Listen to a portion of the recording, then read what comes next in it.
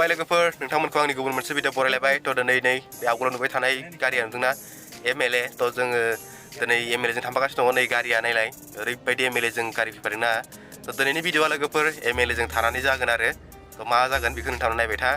था माने खोन्थाखानोसै आङो दायो जोङो थांगासिनो दङ रेंमा दैमायाव बे रेंमा दैमायाव माने मोनसे इरिगेसन प्रजेक्टआ आनकमप्लिट जानानै दङ जे प्रजेक्टखौ माने 2009 आव प्रमिला रानिया एग्रिकालचार डिपार्टमेन्टनि मिनिस्टारमोन बे समावनो बिथाङा एनाउन्स खालामना गालांदोंमोन जोंनि बर'नि बैसागु फोरबोआव फैनाय समाव एनाउन्स खालामदोंमोन आरो बे खामानिया 2013 आव जागायदोंमोन नाथाय बिनि उनाव खामानिया मा जाहोननि थाखाय ड्रप जाना थाखो बेखौ मिथिया नोंथांमोना नायबानो जाबाय भिडिअखौ मोजाङै नायलांबाय था होनबानो मिथिगोन फाइनालि जोङो दायो सफैबाय नै जायगायाव जे जायगायाव इरिगेसना जागासिनो दङ नै बाला साला गारलाजोबना दङ नोंथांमोना भिडिअखौ मोजाङै नायलांबाय था अब्लानो मिथिगोन मानि थाखाय दिनै बे भिडिअखौ बानायनाय जादों आरो MLA जों लोगोसे जोंनि BKWSनि मानगोनां प्रदीप सरगियारि आरो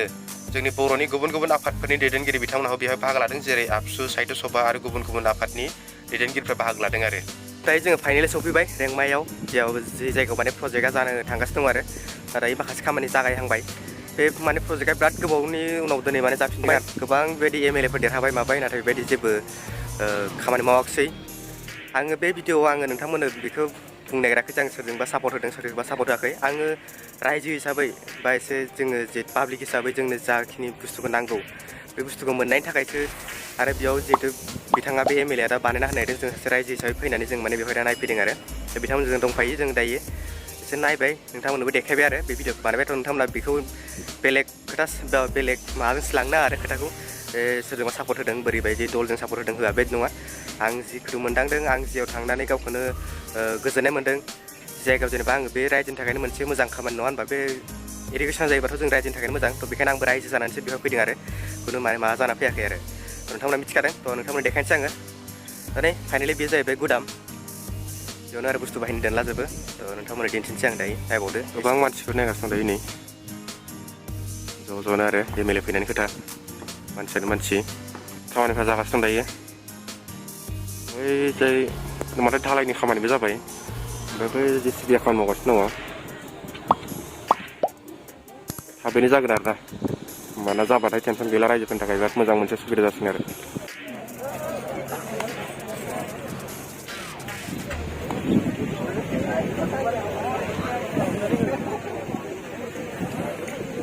MLA आ दैमायाव थांगासिनो दङ दैमायाव नायगोननो बेखौ नायखांबाय बिराद दैमायाव थांगासिनो दं आरो मानसिफोरखौ नुदोंना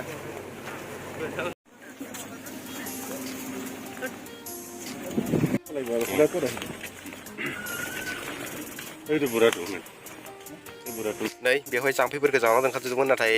हाग्रा दुफबजोब्बाय जाय लोगोफोर बेनो जाहैबाय रेंमा दैमाया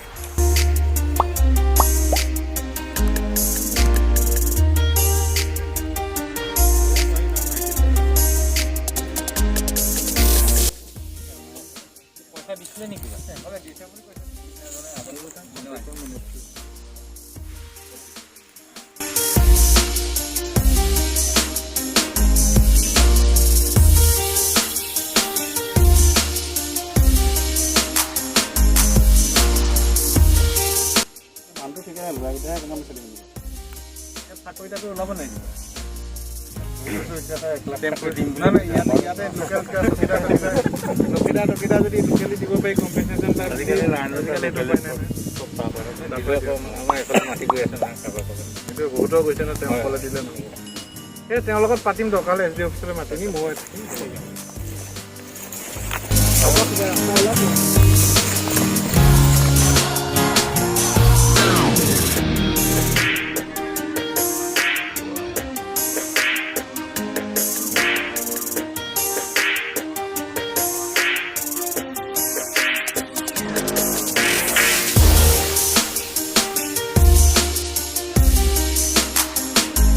दायो दैमाखौ नायखांबाय ओमफ्राय दैमाखौ नायखांना थांफिनगासिनो दङ ओमफ्राय दा थांनानै जोङो माने जोंनि बर'नि आरोबाव उरियामघाट होननायाव टाउनाव माने जोंनि बर'नि मोनसे रेस्ट हाउस बानायगासिनो दङ आरोना बेखौ नायगोन माने आनकमप्लिट जानानै दङ बेखौबो माने बिथाङा माने माबा मोनसे सहाय खालामगोन होनना बुंदों आरो आनकमप्लिट जाना थानायखौ माने कमप्लिट बानायनो थाखाय आरो थ' बेयाव थांसिगोन दायो बिनि खामानिफोरखौ नायजोब्बाय ओमफ्राय दा थांसै आरो बेयाव ओमफ्राय नोंथांमोनाव बैखौबो दिन्थिनोसै जोंनि बर'नि न'खौबो आरो कमप्लिट जायैखौ सफैफिनबाय जोङो जानाय जायगासिम नोंथांमोन दिन्थिनो आङो नैबे उनाव नुदोंना बिदिनो जागासिनो दं आरो खामानिया प्रजेक्टआ खिन्थु दैमाया बैजा दङ खिन्थु दैमाखौ ओरै दानखेनानै लाबोगोन आरो दा दैमाखौ ओरै दानखेनानै नैबेजों बानायगोन आरो बिनि थाखाय माने खामानि सोलिगासिनो दङ ओरैजाय नै बानना दोनखाजोब्बाय मा बुस्थुफोरखौबो बेयाव ओरैजाय जाम्फैखौबो बानायखाबाय फाक्कानि बानायजोबखाना दोनदों दायो बैसिम थांबाय थानोसै डाइरेक्ट नोंथांमोननो लामाखौ दिन्थिबाय थाला आङो मानो होनबा लामाखौ दिन्थिबाय थायोब्ला गारिखौ सोर सालायगोन गारि सालायनायावसो प्रब्लेम जायो बेखायनो हजों थांनानै डाइरेक्ट दिन्थिहैनोसै आरो नोंथांमोन बै लोगो मोनसिगोन उदांफोराव लोगोफोर थारदो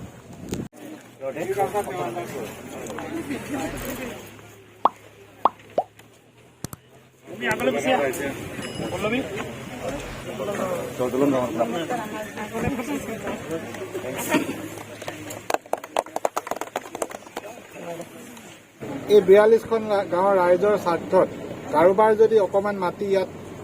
ড্ৰেইন বনাওঁতে কেনেল বনাওঁতে যদি যায় মই আপোনালোকক অনুৰোধ জনাম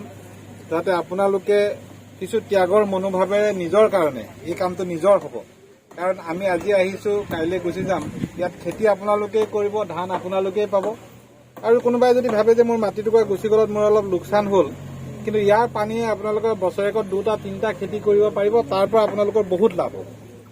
এই আপোনালোকৰ মাজত এনেকুৱা এটা পৰিৱেশ সৃষ্টি কৰক এইটো আপোনালোকৰ কাৰণে এটা খুব ভাল বস্তু আহিছে আৰু ই আপোনালোকৰ কাৰণে আশীৰ্বাদ স্বৰূপ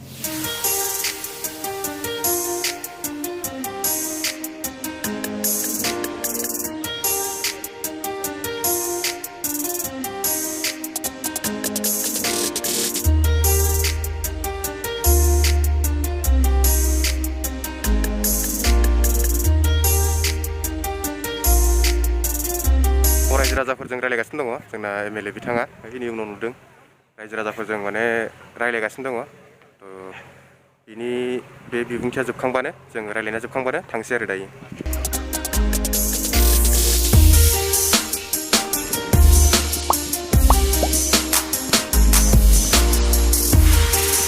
नैजाय दङ एमएलए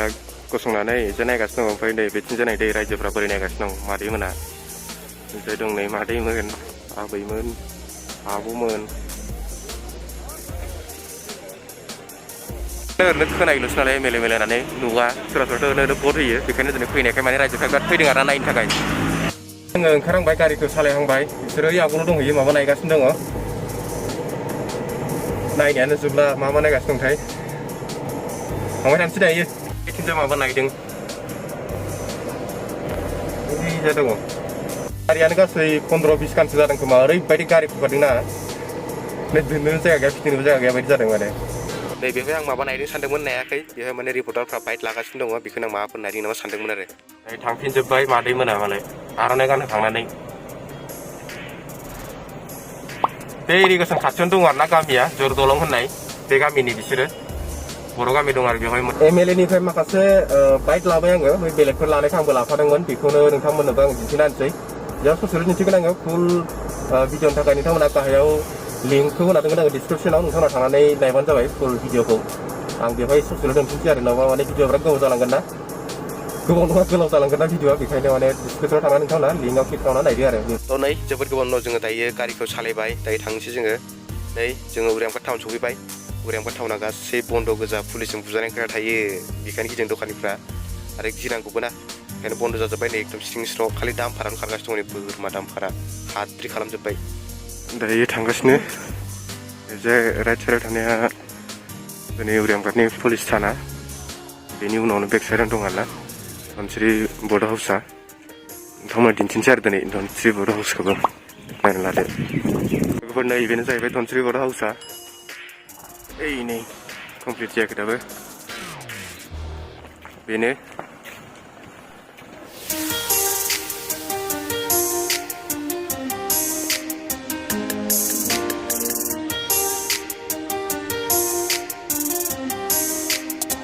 दायो नै धनसिरि बर' हाउसनि जानानै एमएलए बिथांखौ बरायबाय आर'नाइ गांसेजों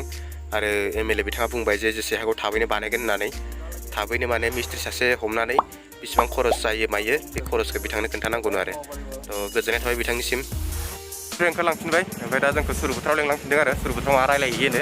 अ नै धनसिरि बर' हाउसआ नोंथांमोननो मालाबा मोजाङै दिन्थिगोन आङो बेखौ बानायनो माने थाबैनो बानायनांगौ होननानै बुंदों आरो गाव माबा मोनसे हेल्प खालामगोन थ' बेनिफ्राय जों दा थांनानै सुरुबोथाराव आरो लोगो हमहैबावनोसै सुरुबोथाराव थांफिनबावनोसै भिडिअआ बेसिमखौनो जासिगोन सुरुबोथाराव थांनानै लोगो हमनायखौ नोंथांमोननो दिन्थिलायला आङो मानो होनबा बेखौ दिन्थिबाय थायोबा भिडिअआ बिराद गोबाव जालांगोन बेखायनो भिडिअखौ बेखिनियावनो फोजोबनोसै नामा लोगोफोर उननि भिडिअ लोगो मोनसिगोनलाय नोंथांमोना जुदि आंनि भिडिअखौ मोजां मोनदोंब्ला अननानै लाइक शेयार खालामदो लोगोसे नोंथांमोना आंनि चेनेलाव गोदानब्ला चेनेलखौ साबसक्राइब खालामदो आरो लोगोसे खाथियाव थानाय नटिफिकेसन बेल आइकनखौबो प्रेस खालामना लादो अब्लासो आङो गोदान भिडिअ आपल'ड होबा नोंथांमोना नटिफिकेसनखौ मोनगोन आरो आंनि भिडिअ मेरला होनांगौ दङ